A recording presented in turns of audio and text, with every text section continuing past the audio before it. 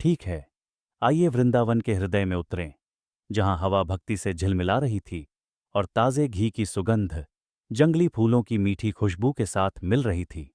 हर साल, जैसा कि परंपरा निर्धारित करती थी, ग्रामीण इंद्र पूजा की भव्य तैयारी करते थे।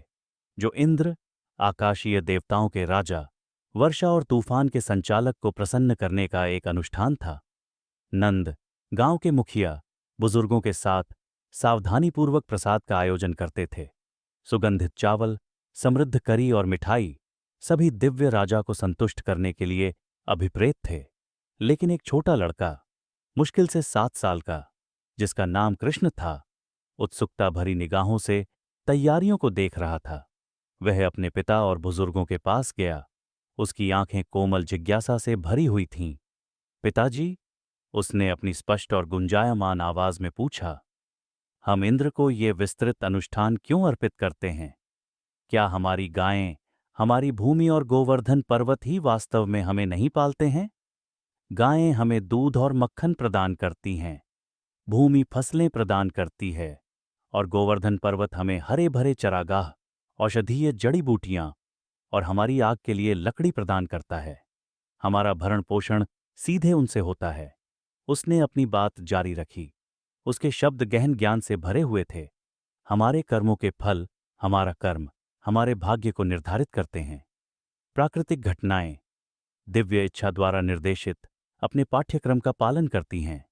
इसलिए हमारा धर्म, हमारा धार्मिक कर्तव्य उस चीज की पूजा करने में निहित है जो सीधे हमारे जीवन का समर्थन करती है।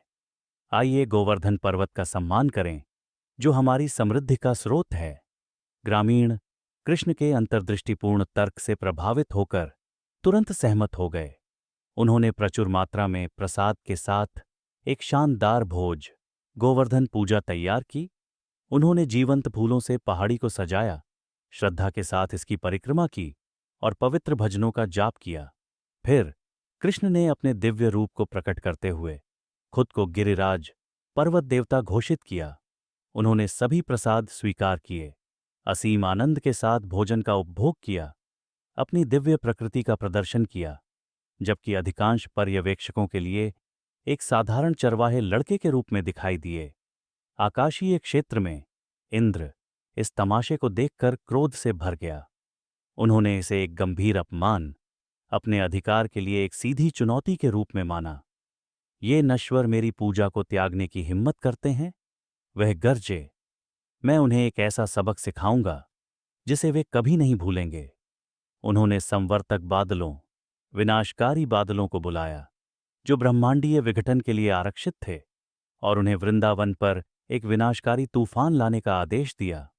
आकाश अशुभ रूप से गहरा हो गया, तेज बिजली और बहरे करने वाली गड़गड़ाहट से छिद गया।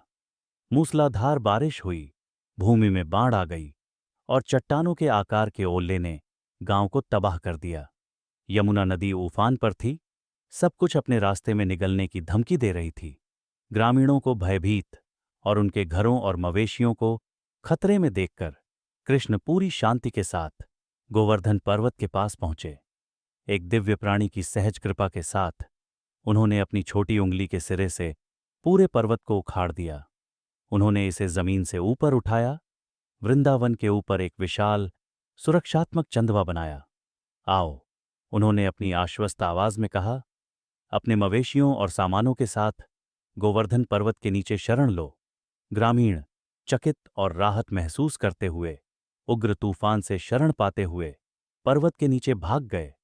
7 दिनों और 7 रातों तक कृष्ण विशाल पर्वत को ऊपर उठाए हुए स्थिर खड़े रहे, जबकि तूफान लगातार उग्रता के साथ जारी रहा।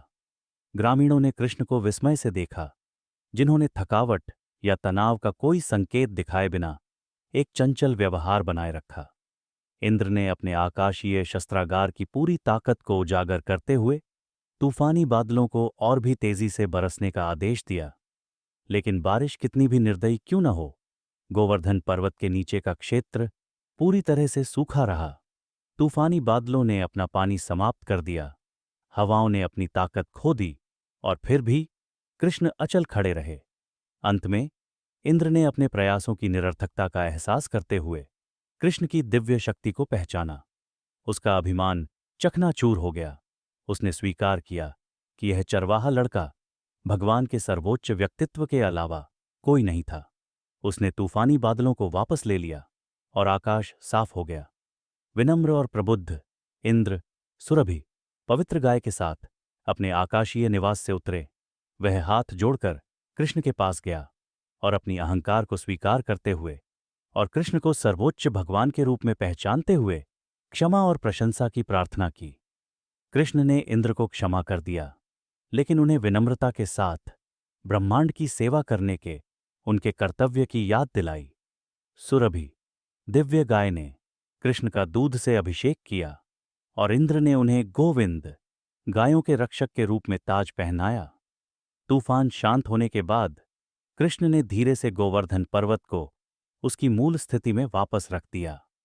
कृतज्ञता और भक्ति से भरे ग्रामीणों ने कृष्ण की दिव्य सुरक्षा का जश्न मनाया और इस प्रकार कृष्ण द्वारा गोवर्धन पर्वत को उठाने की कहानी युगों युगों तक गूंजती रही, जो दिव्य कृपा, विनम्रता और भक्तों की सुरक्षा का प्रमाण है। इस प्यारी कहानी सुनने का बहुत बहुत धन्यवाद। आशा करता हूं कि आपको यह अच्छी लगी होगी। ऐसी ही और कहानियां सुनने के लिए कृपया लाइक करें, सब्सक्राइब करें और इस वीडियो को शेयर करें। और कमेंट में आप अपनी कहानियां बताएं जो आप सुनना चाहते हैं।